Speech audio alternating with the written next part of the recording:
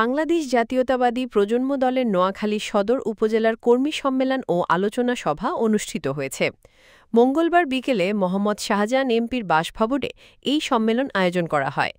সম্মেলনে নোয়াখালী জাতীয়তাবাদী প্রজন্ম দলের সাধারণ সম্পাদক মোহাম্মদ আব্দুল আলীম রাশেদের সভাপতিত্বে প্রধান অতিথি হিসেবে বক্তব্য রাখেন নোয়াখালী জাতীয়তাবাদী প্রজন্ম দলের সভাপতি মোহাম্মদ ইউসুফ আলী।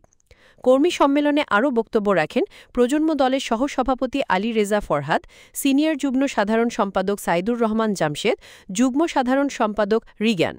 সদর উপজেলা প্রজন্ম দলের নবগঠিত কমিটির আহ্বায়ক দুলাল মিয়া, সদস্য সচিব আবু সাইদ সোহাগ, যুগ্ম আহ্বায়ক Fazlur Rahman Babul. Advanced hygiene body wash, যার স্কিন রাখে ময়শ্চারাইজড 72 ঘন্টা পর্যন্ত। Smart people, smart shower. বক্তব্য শেষে মোহাম্মদ দুলাল মিয়াকে আহ্বায়ক করে ও মোহাম্মদ আবু সাইদ সোহাগকে সদস্য সচিব করে ৪২ জন সদস্য বিশিষ্ট সদর উপজেলার কমিটি ঘোষণা করা হয়।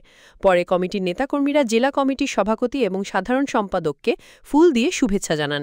এই সময় বক্তারা বলেন, ভবিষ্যতে সংগঠনের কার্যক্রম আরও গতিশীল ও সংগঠিত করতে বিভিন্ন দিক নির্দেশনা প্রদান করেন।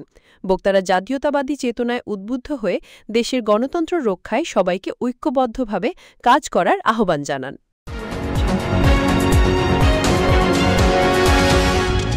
এনকে টেলিভিশন, নোয়াখালীর কথা বলে।